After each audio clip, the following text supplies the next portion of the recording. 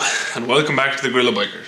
Today what we're going to be doing is starting, well, we'll probably finish it all in one video. It won't be finished all today because I'm still waiting on parts, but we're going to start cleaning the carbs for the GSXR. Now the GSXR is behind you and I did just get the engine turning, but we'll talk about that later in the video because that's pretty important. We're also probably going to do a little bit of this, rebuilding. I'll probably do that maybe in a separate video because there's been some interest around that, so I will talk about that because I have the new stuff up there for it. And we also might split the brake calipers. I don't think I'll rebuild them today because again I'm waiting on the part. Well, I know I won't rebuild them today, I'm waiting on the parts, but we might split them and just have a look. We'll see. So it's just a GSXR day. It's just a GSXR day in the shed. What more do you people want? You want GSXR. I know you want GSXR, so you're getting some GSXR, which is great. Yay. First what we're going to do is just start to clean it in general because it's absolutely filthy. I'm going to grab some cardboard and put underneath it actually. And I have lots of carb cleaner. I have the Holt stuff and I also have this Motul stuff. I'm going to clean that for the fancier carbs because it looks like a more premium carb cleaner. So don't worry, I'm not going to show you the entirety of this, but just to show you, everything is super sticky on here, even worse than it was before, so that is why we're doing this. And what you need is a toothbrush and also a paintbrush. I have a paintbrush somewhere, so I'll grab that in a minute, but the main thing is what I'm going to do is just go through this whole thing, spray it off with carb cleaner and give it a good brush. Wear eye protection, es importante. Also wear gloves. Yeah, I should probably. People keep giving out to me about the gloves thing, so I'm going to start trying to wear them more and keep my arms covered, I suppose. This 38 Ride company jumper, I'm telling you, I'm going to have to get a second one because I wear it all the time and it's just great. It is so satisfying seeing how quickly the dirt is coming off these. And the good thing is you can always reuse this toothbrush later, you know. There's no reason you can't go home, give this a rinse and brush your teeth with it. That's a joke.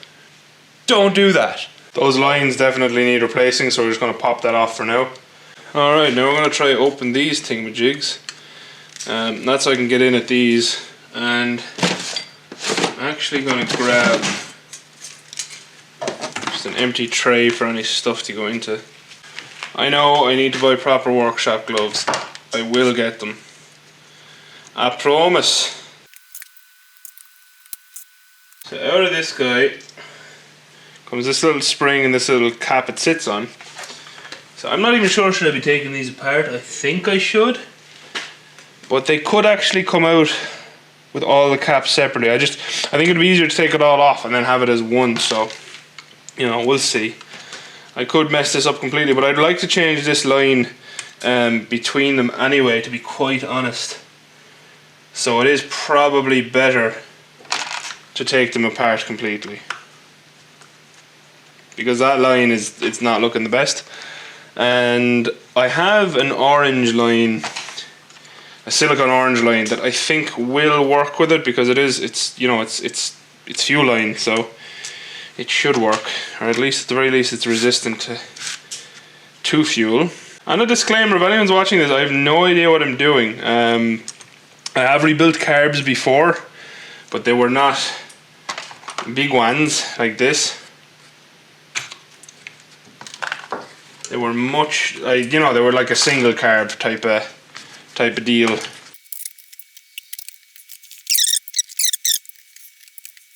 Alright, I'm going to take off the rest of these and we'll pop back when I have this open. I definitely still smell old fuel in here. These absolutely stink to the high heavens. This pipe here is holding all these caps on, so I'm just going to have to try and get something to convince that it wants to let go. There was definitely fuel, I don't know, can you see that? There was definitely fuel left in this. That is nasty. The seals actually look surprisingly okay. I've new seals coming anyway, but yeah, that's pretty nasty. I'm gonna pop these off because I don't lose it. So that is how it looks on the inside, and one of the floats doesn't feel so great, but I'm really hoping all the floats are okay because I know these are really expensive. But this one here It's just not sitting upright, so I'm gonna have to look at that one. Other than that, surprisingly better than I thought it'd be in here. So I'm gonna give everything a clean now. Once I take it apart fully. Well, I hope that didn't break. Anyway, so I'm gonna give everything a quick clean out, and then we'll pop back. Okay, so I took out one of the main jets, and I think I'm gonna have to order new ones.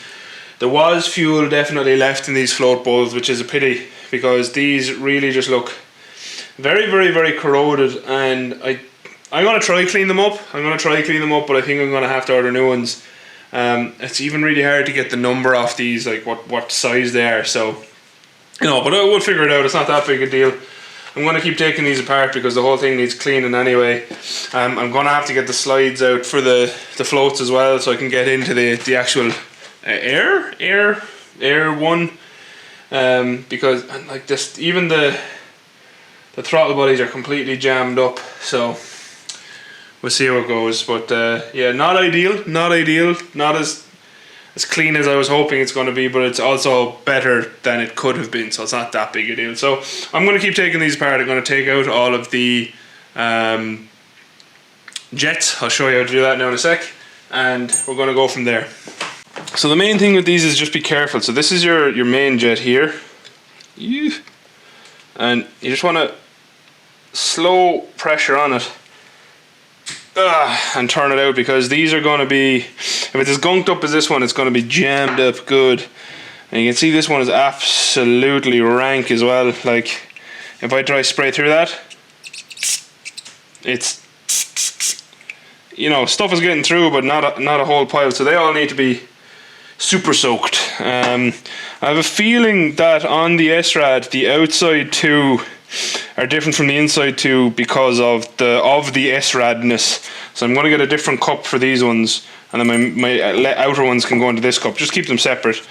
Same with the smaller guys. And then this is your idle. I'll do this one. I think the camera's focused here better. This is the idle jet. That actually came out a nice bit easier. And this one is super important. The idle jet's very important, because if this is not good, and you can see there's lots of little holes in it, it's actually cleaner than I thought.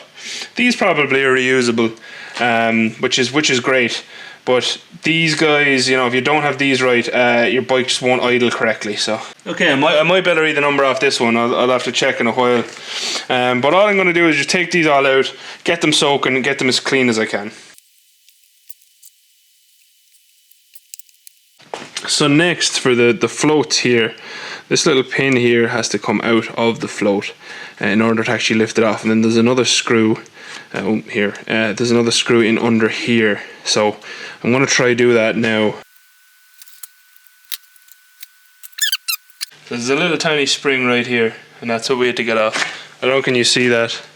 You probably can, yeah. So right here, there's a little tiny spring. There's float number one out.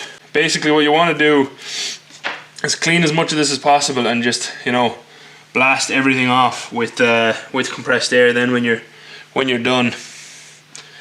And do not lose your pin. Okay, so we've cleaned out everything. These little pin guys actually pull out. I forgot to say that. One sec, I'll grab one.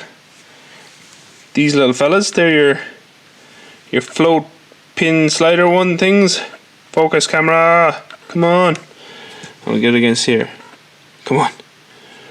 Yes, there we go. So that's them. They pull out.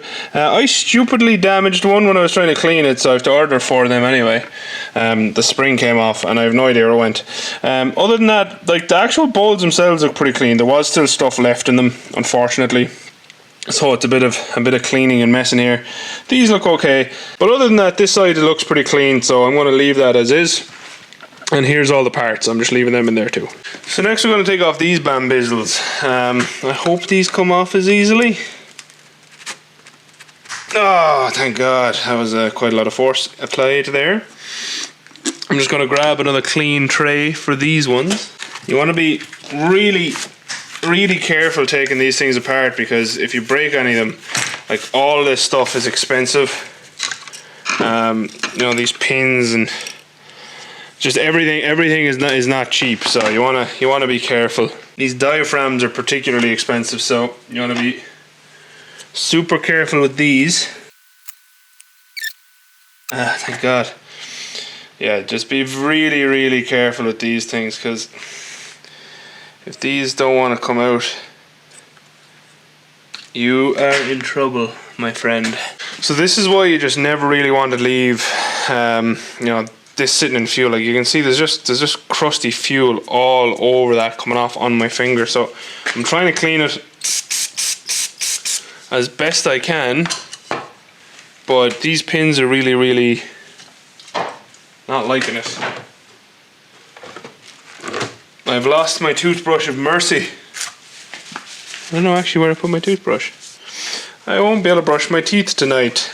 One thing the manual says that I would not recommend, the manual says to remove these diaphragms by just pulling at them. I do not recommend that, because my ones are really, really stuck. So I've had to remove them by just wiggling them. Oh, whoops. Take this out first. There we go. Like, it was, I would not be pulling that with the diaphragm. You can see this one's completely just covered in crap, which is a real, real pity. There's so much cleaning to be done here on these carbs. And once you have this out, just push up on the needle, which is completely jammed. So that's why nothing would turn. Good to know, good to know. Also, I would recommend, you know, don't mix these up. Remember which way they go in. Not that you can get it wrong on this bike anyway, which is handy. But just remember which way they go in and line them up. So that's what I'm going to do over off camera, is line them up somewhere clean as well. Just line them up to make sure you know which one is which. And again, I have new seals coming and everything like that. So this will be cleaned. It's just going to take me a while. And first I have to find my toothbrush. So anyway, sorry, I forgot to show you actually how to do this from start to finish. So pop your screws, put them somewhere safe. Don't lose your spring. Spring pops out. Leave it to one side. Other screw. Pop out your little center thingy. I don't actually know if you need to pop out this little center thingy to get these out, but I'm going to anyway. There's a spring. It's supposed to be on top of that. Oh, the rain has started. Okay, the spring doesn't want to come, so we should wait. Also, just make sure, like, you break this little seal here. You don't want to leave that stuck, because you need to not rip this. It's very important you don't rip this diaphragm.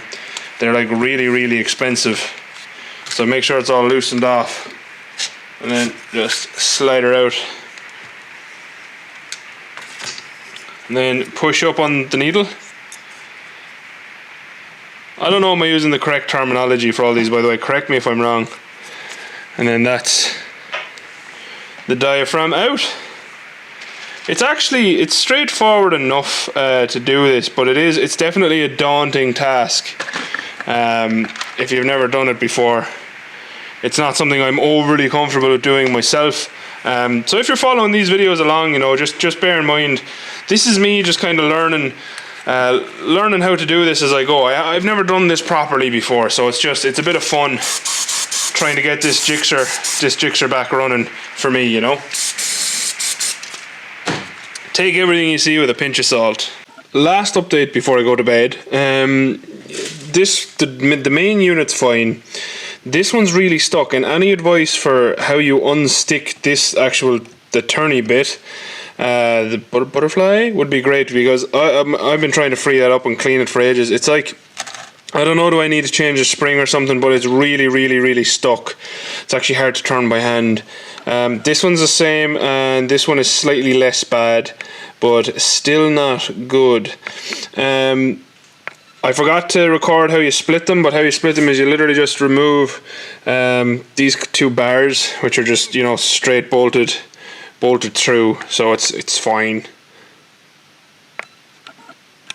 And yeah, I've cleaned them as much as I can. I don't know what to do about these. These will just not clean for me. I might have to get them ultrasonically cleaned, or to be honest, it might be worth my while buying a small ultrasonic cleaner for all of this.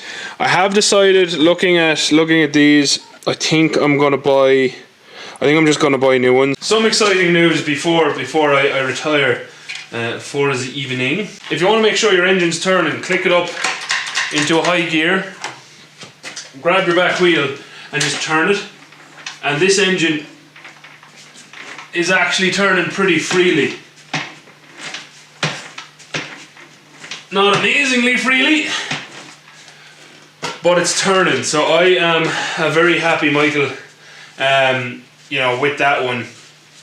Always make sure you plug these back up so dirt doesn't go down into them when you're not working on it.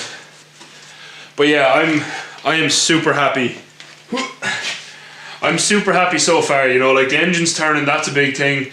The carbs are out, they're pretty clean. Yeah, I need to replace some parts, but it's not the end of the world.